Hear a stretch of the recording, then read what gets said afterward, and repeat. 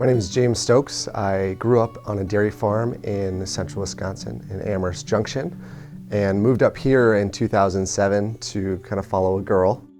My name is Katie Stokes and I grew up around the Milan area and I attended Colby High School. My family moved up here my senior year and I stuck it out in Colby and finished there, but then I followed my family here and we've been here ever since. So when we first moved to Medford, we lived with family for a little while. We were still in school. I was working full-time. I actually worked for Kraft until I got my feet in the door at a local Radio Shack, actually a franchise here.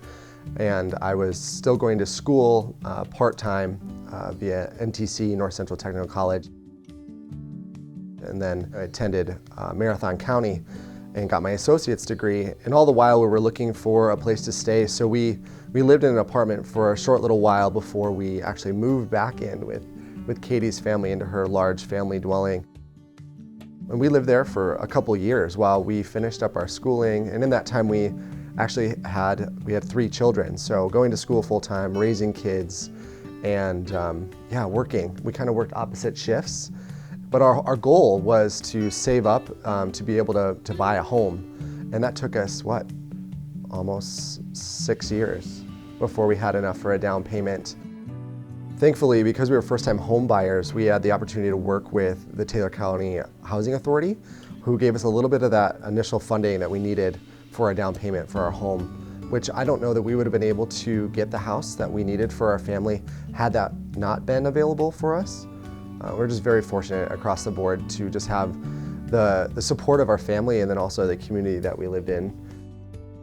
That starter house is really the thing that allowed us to finish school and start our business. And had it not been for some of those funds and also the banks and lending institutions that we worked with in a small town, we wouldn't have been able to do that.